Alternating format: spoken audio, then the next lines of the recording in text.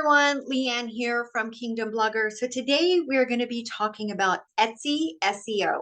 So if you are opening a digital printable shop on Etsy, it's very important that you do your keyword research and understand like kind of how to figure out what keywords you should be using and more importantly, where they need to be in your individual listings. All right, so I am going to hop over here to my desktop screen here.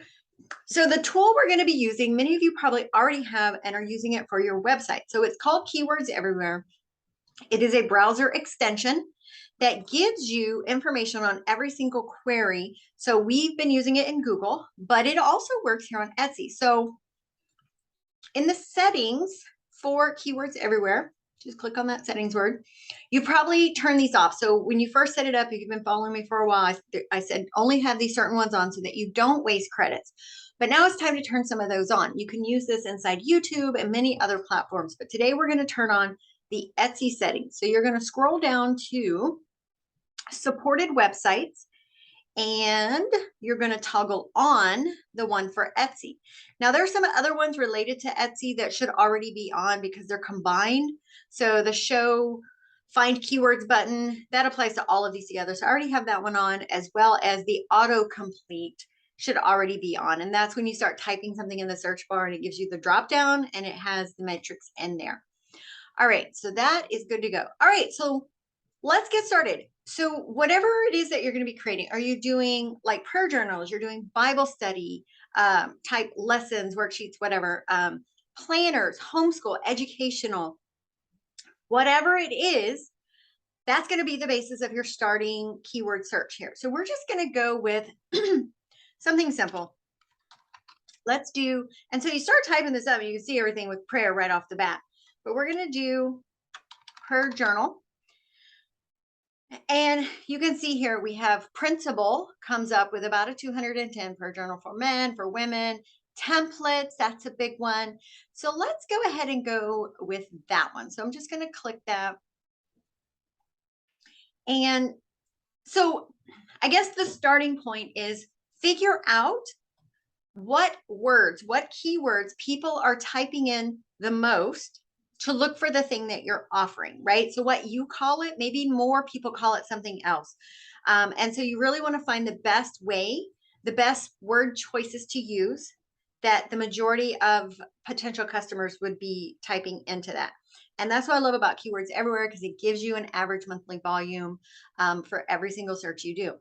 So from here, you can kind of start getting an idea, you know, what, again, I'm not going to go through every single thing. So if you're going to do, maybe it's Bible study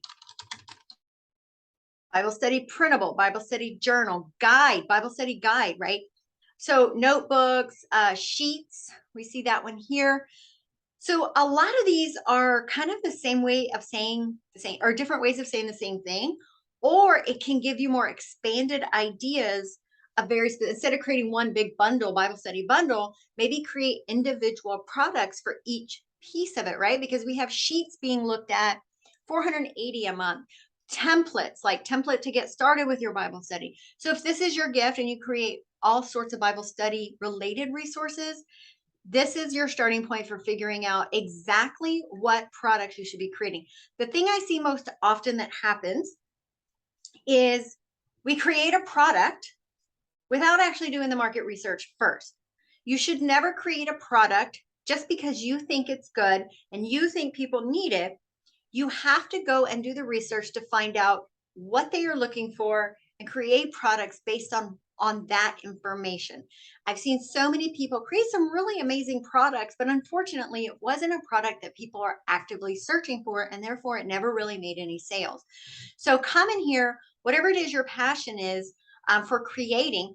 Let's look at homeschool.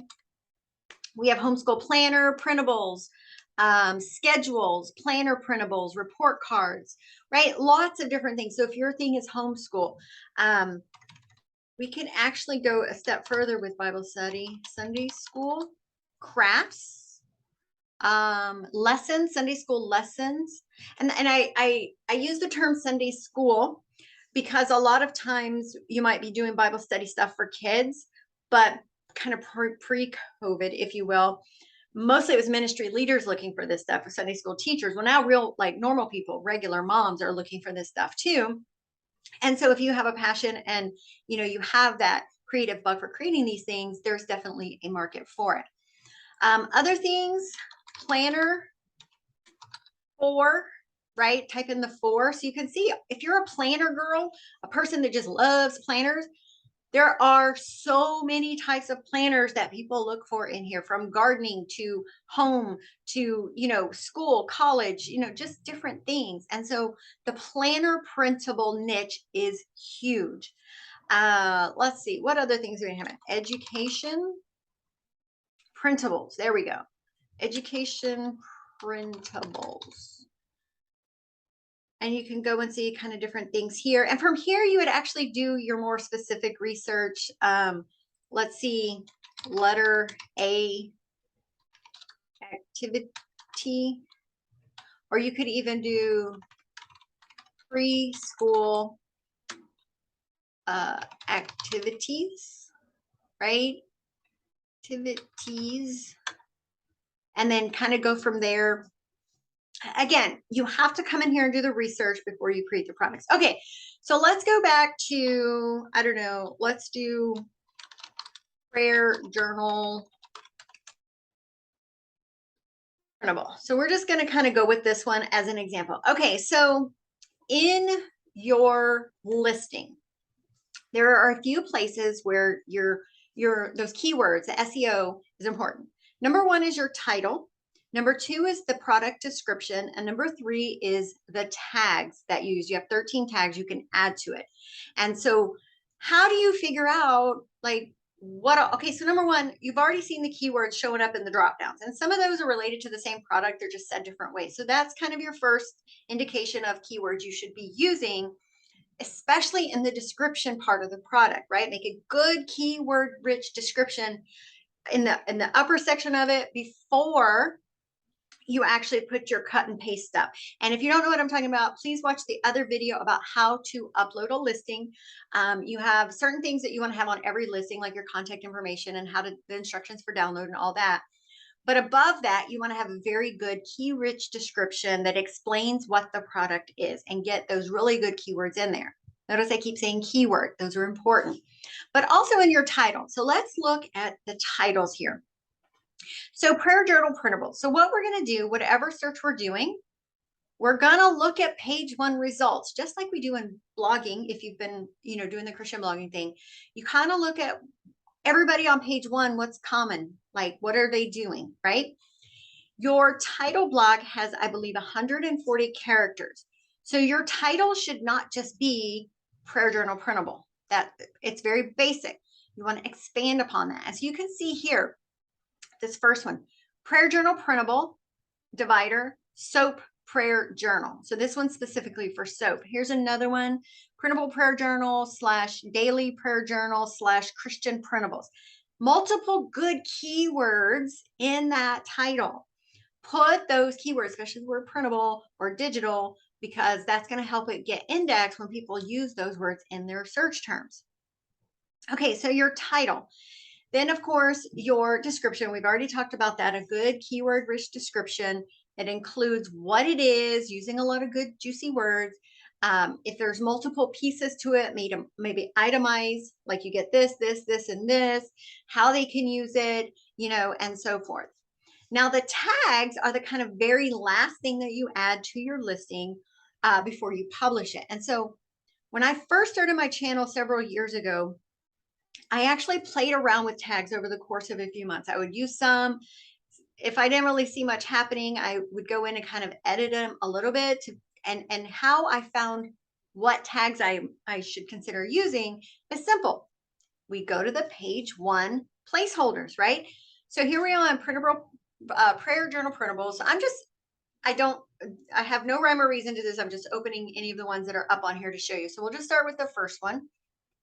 We're going to open it up, and you can kind of look at their description, to get an idea of the kinds of things you should have in there.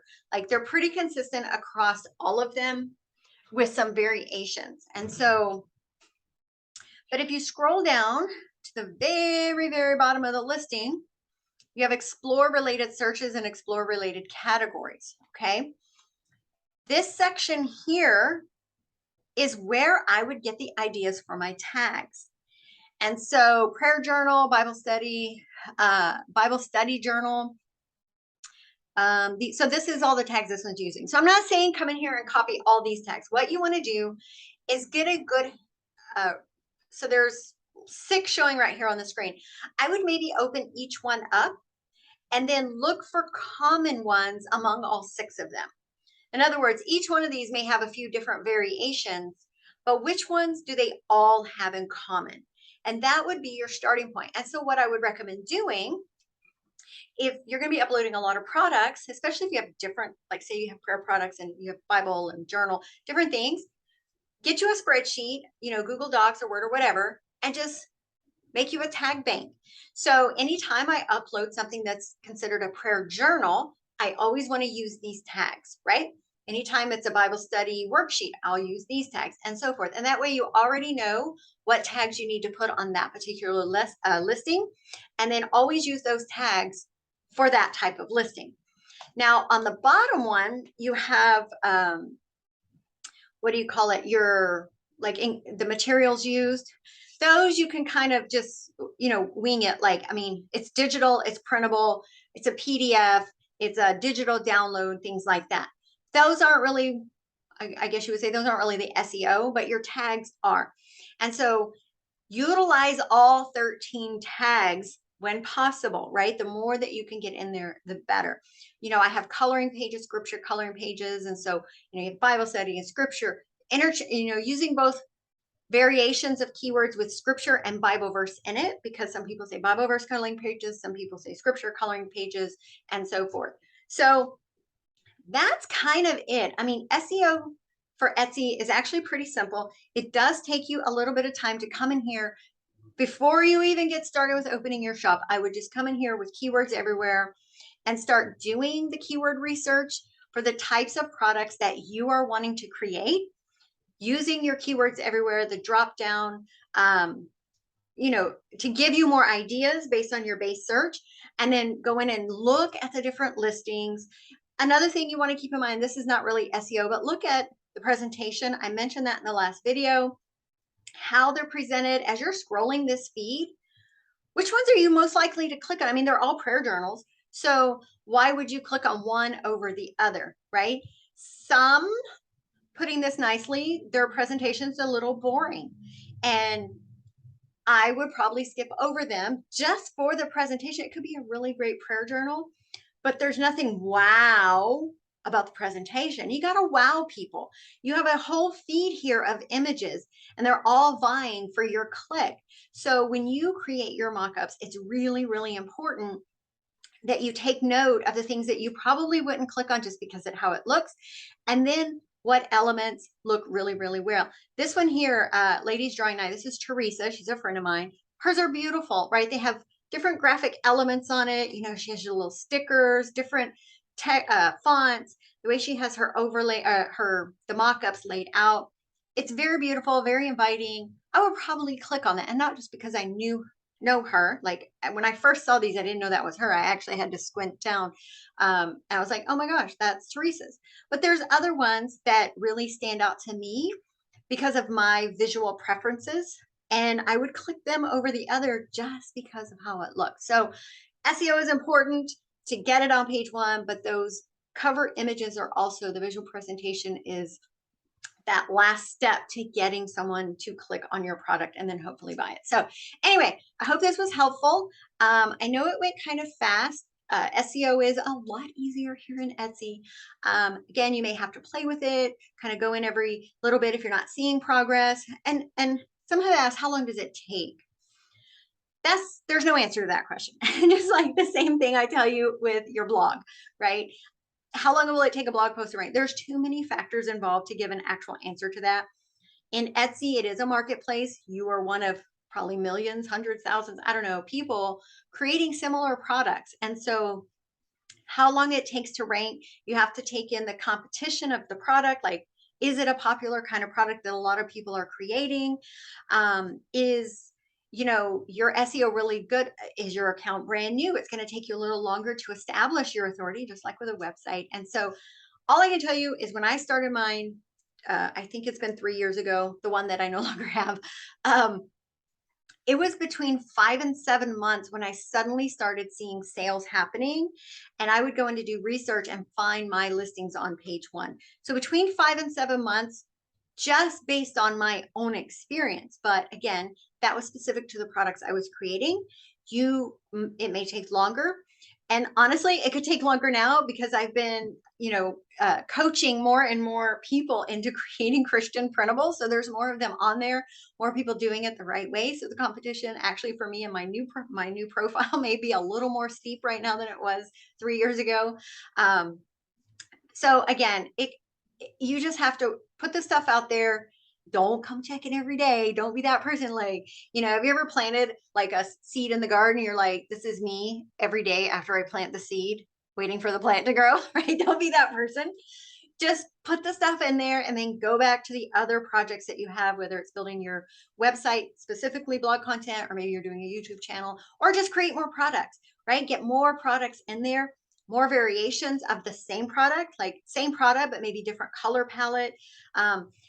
Bible studies in different themes, using the exact same template, whatever. Like more products make a store filled.